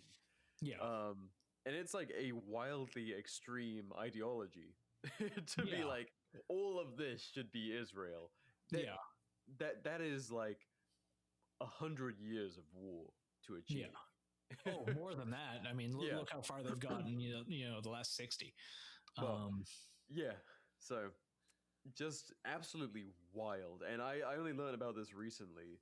I was like, wow, like no wonder they're willing to commit such wholesale genocide, like leveling basically an entire civilization just to get a couple of extra miles. Like when you see what the grand vision is, like they need to blow through this, they can get on to the next thing and the next thing. And Iran is just like a small part of that. So kind of fucking wild. And you know, a big reason, like there can be absolutely zero tolerance for them having any control over the US, because they will expend American lives until like they will keep on pushing for Greater Israel, because this is part of their current like political outlook of politicians in power today. This isn't some like fringe thing. Like you'll see Israeli politicians wear pins of the shape of Greater Israel. That is fucking wild. I didn't know about this until recently. It's wildly extreme. I've seen videos of like Israeli boomers like being interviewed just street style, and obviously again take everything with a grain of salt, but you know, from what I saw, it was pretty believable, of them being asked like, what do you think of, you know, the X strike that killed a bunch of kids, and the boomers are like, well, they were going to be Hamas, they would be raised to hate us, and so we should kill them while they're young, and they can't hold a weapon yet. Like that, it's wild. I've seen women, I've probably seen the same video, like a woman saying that she was completely fine with that kind of stuff, and it's like, I've seen multiple. Jesus. Like a lot. And I've seen videos too of, you know, people wailing outside their old homes that were just annexed, and you know, the new Israeli families are moving into this house that was just taken. The settler violence. Dudes getting like their like literally their genitals zip tied by like fucking settlers. And I saw an interview about that. I'm like, oh my fucking god! Like, it's not even surprising anymore. It's just like, well, of course this is happening. And being against that is like, oh well, you're just a big lefty now. It's like, no, like what? It's either like, if the Democrats won, it would be the other way around. It would be like, oh well, you're just a conservative hate speech man. Like, you hate Jews. I hate these Jews. Like, what the fuck? You hate Jews, you fucking Nazi. Like, fuck off. I hate the Jews committing literal Nazi style genocide. But well, let's we keep on meaning to be like, let's talk about good things. I love cheese, man. I love cheese. I love pizza. What are things we like? Chocolate. I love a good Swiss chocolate. You know, my favorite chocolate, Cadbury's, which is now American owned. Really? It is. I did not know that it was never not American. Oh, what? Yeah, what was it? British? Classic British and like subsequently Commonwealth chocolate. Well, good.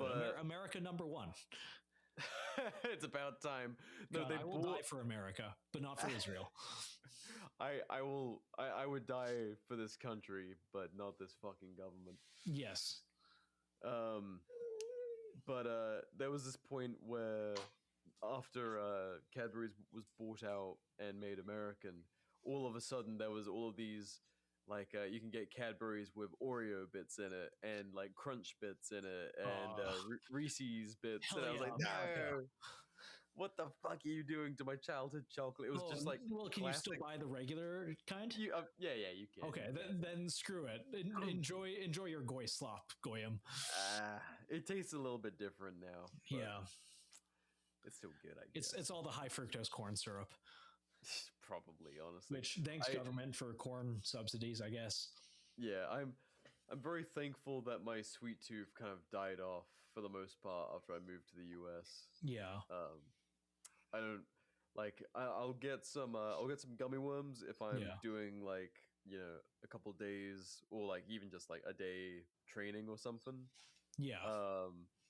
But spike your blood sugar up a little bit. Yeah, it's like my little morale boost in a bag of like trolley gummy worms or something. But I don't know, dude. Have you ever tried a maple bar? What the just like a Canadian shit are you saying? No, dude, this is American. Every single grocery in this, like all around me, their most popular thing is fucking maple bars. I could not buy these in Canada. Well, you're in Idaho, which is almost Canada. It is, but much cooler. Yeah. No contest there. But maple bars, I've never heard. Yeah, no, it's just like a donut with like a maple glaze on it. But like in Canada, you get maple donuts, but I never saw a maple bar. Yeah, no, dude, they're great. It's my favorite goy slop. It's so good. Damn. Huh. Interesting. Yeah. Okay, what else do you like? What are other good things? What are other good things? I got back into leather work. Just like really? I really wanted a shoulder holster, but I didn't want to pay Galco prices. Fuck Galco too. The only good thing they ever made was the like Miami Vice shoulder holster, and aside from that, they still don't believe that people carry lights on their guns, so they deserve to go. That's why I had to make one. Yeah, they need to fucking die off. But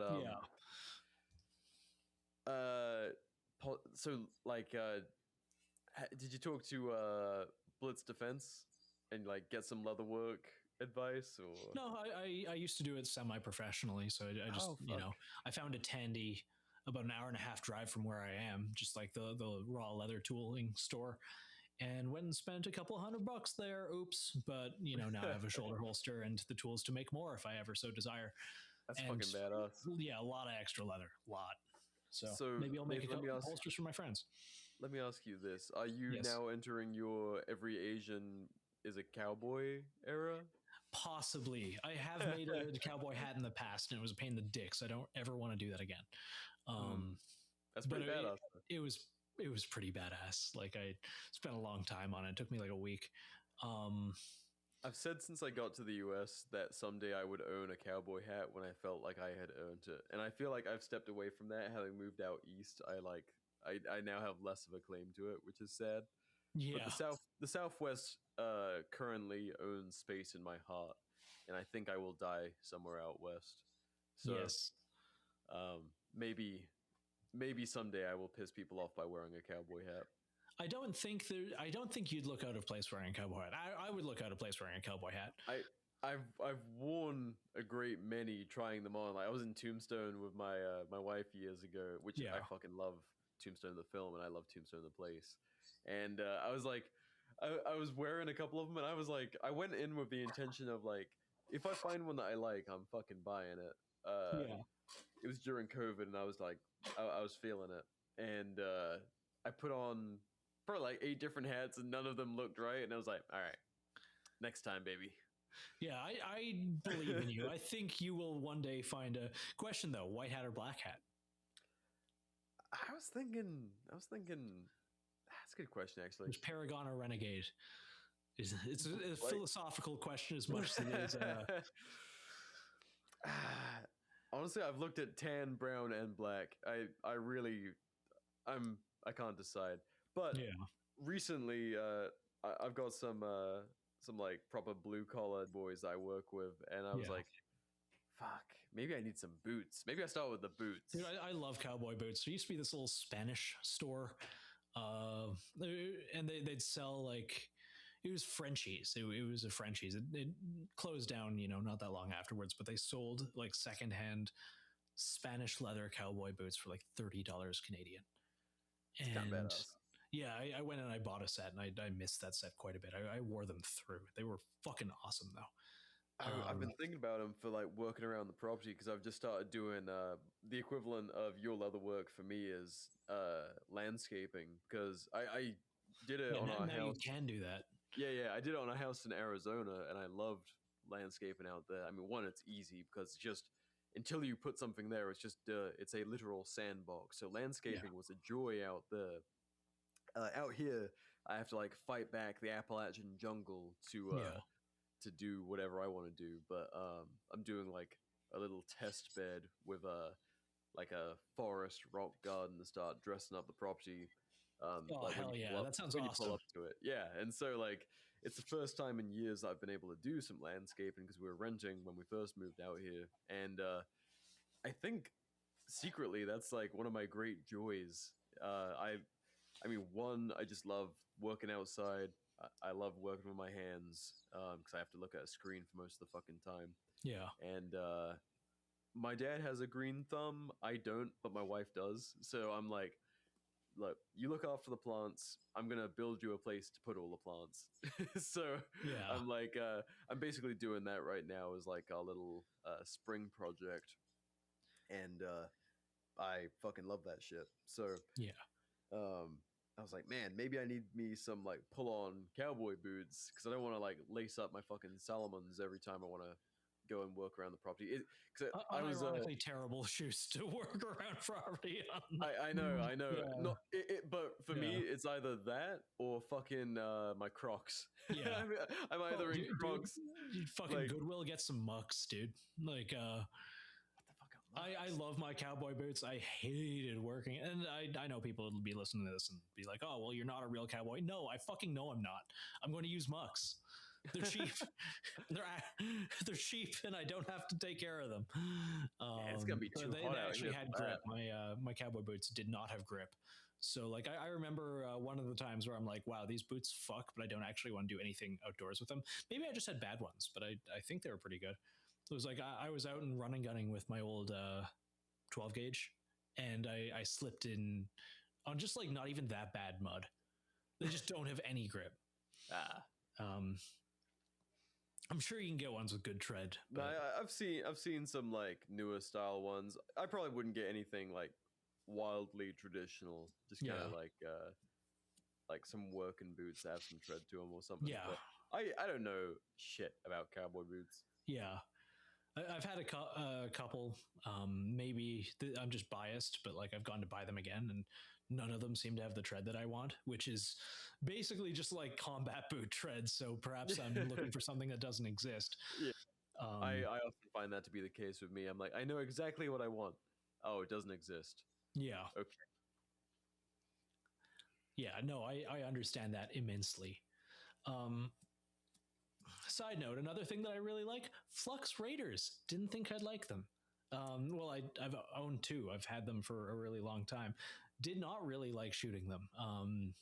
Put a little bit of an extender on it, so it's like got a good length of pull. Holy fuck.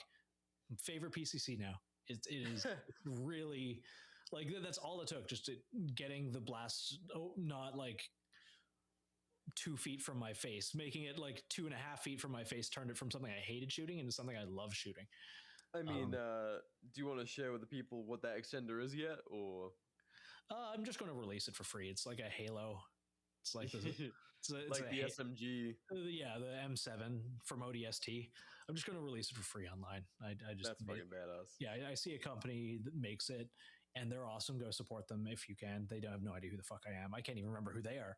But if you can't do that and you have access to a printer, I'm just going to put it online at some point so you can make your own. Badass. No paywall. And it works pretty well. Are you gonna? Yeah. Oh, sorry. Are you gonna dress the whole thing up like? You're gonna Cerakote the whole thing black and give it like a little low-rise red dot? What I think I'm going to do is wait for the RxM Flux reader to come out. I know that they've been working on that for a little while. I'm like in typical Flux fashion. I think they're going to media blast it like a week before it releases, maybe 2, and then I'm going to do that because I don't want to put more money into the P320 platform. Is that thing public knowledge? The RxM Raider, yeah, they've announced it a while ago. Okay, cool. Yeah, there's no pictures of it. Yeah. No, they announced that and the Glock one, and Ben has gone on Instagram and like posted that it's happening, but no more than that. Fair. I'm just like when I say like, oh, it's going to come out soon, that's conjecture. I have no fucking idea. but I assume they just test things to a pretty good standard. So yeah. No, Ben is definitely a perfectionist in a good way. Yeah, he goes and he uses all his stuff himself. Like, I'm pretty sure like he designs things that he wants to exist and then sells them. So talking about things we like, Ben shirtless all over Instagram.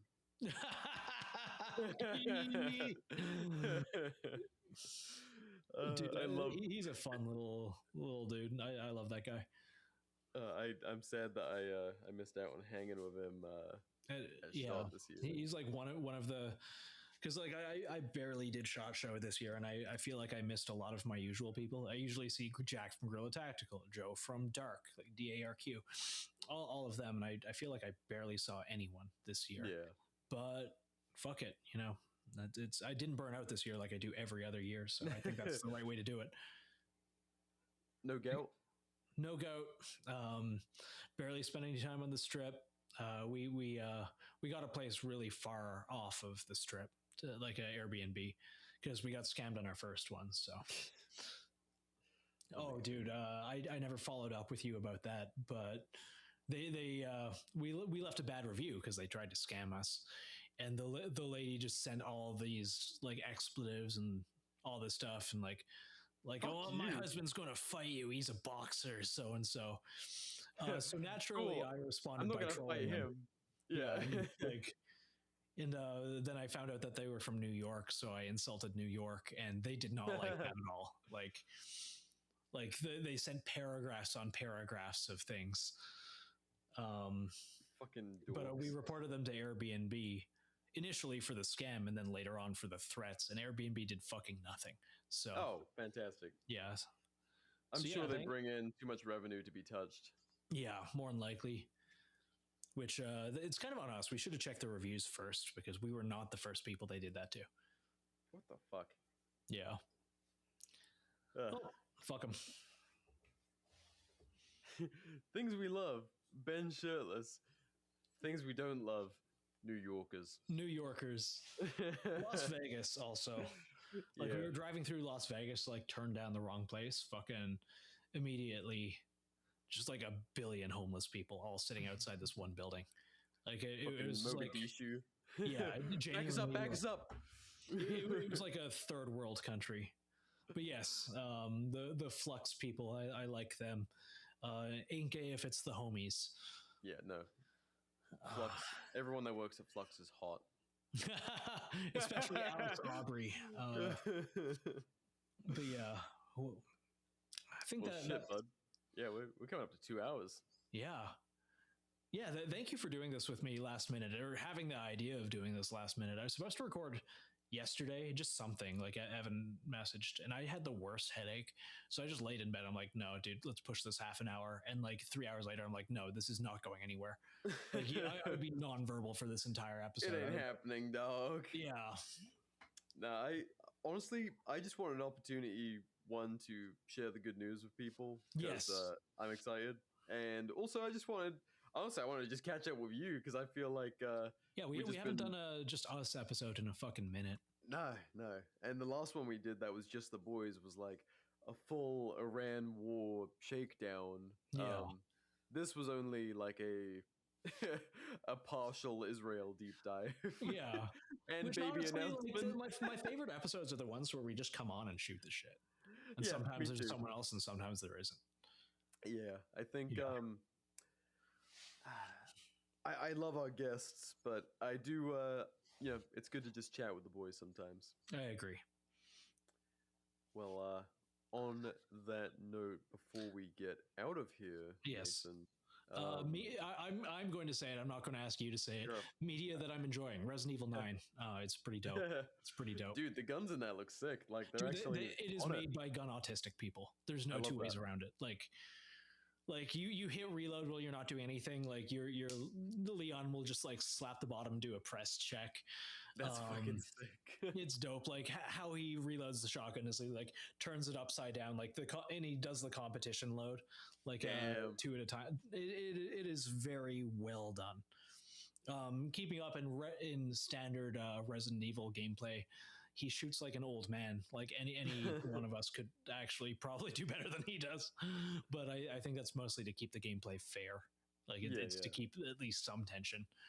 He's like wildly fucking on it with his reloads and like checking the shit, and then he shoots like one round a second with 2 hours sleep. Yeah, yeah. It is. He shoots like he's an old guy at a FUD range. Incredible. Yeah, but yeah, no, I appreciate you coming on, and I appreciate the fact that we could finally break the good news. Yeah, me too. I wanted while to shitting on Israel. Yes, the one for the history books. Yeah, someday, like 30 years from now, my kid will listen back to this episode and hear me bitching about Israel, which hopefully doesn't exist anymore, and hear the pregnancy announcement made. All right, before we get out of here, this is funny because once again, Seaburn has a dad. So yes, we need to do some dad advice, my friend. Oh gosh, dad advice. Don't take stuff so personally. Like, stop getting put into weird echo chambers online and looking for things to be mad about. You will be much happier if you just kind of go with the flow. Don't be so mad all the time. Now, the pressure's on me now that I'm an actual dad. Yes. I got nothing to stand on so far because I am a dad, but I haven't been a parent yet. I'm in that weird in-between stage. Here's one for people dating, I think. Definitely bring up kids before like things progress too far. Yes.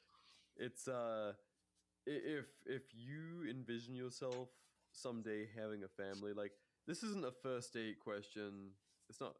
It's like maybe like a third date question. If you're like 32, then it's probably a first date question. Yeah. At that point, you're both like speed dating, going like, kids, yes or no? Yeah. No. All right, get the fuck out of my life. But but for the younger guys who are like kind of figuring it out right now, get it out of the way. Yeah, like it's definitely something to discuss before things get serious. Now, like you know, feel it out. Don't force the subject. Don't treat this woman like she's some incubator for your just like breeding cattle or something. Yeah, like that. Yeah, don't pull a mic and be and have a breeding kink. But I think that's the first time we haven't skirted around the joke. It's old news at this point. Yeah, but yeah, it's fine to want a family. Just don't be weird about it when you ask, but definitely bring it up earlier. It's crazy that people get to like 2-3 years or even like engagement and marriage and haven't discussed it.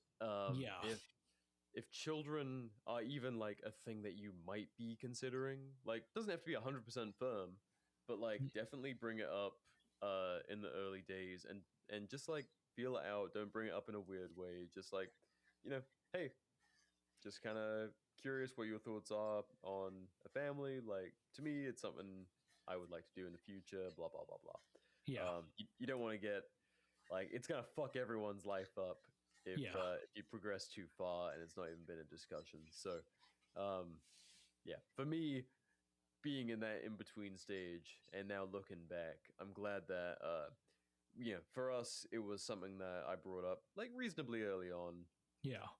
Just because I was like, I was always very upfront when I was dating, like, I am dating seriously. I'm looking for someone to marry.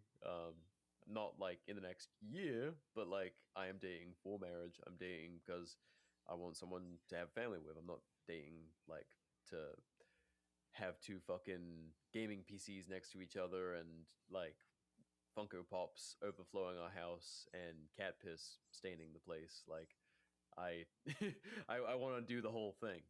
And it's fine if you want to do the other thing, but that's how I feel about that. So anyway,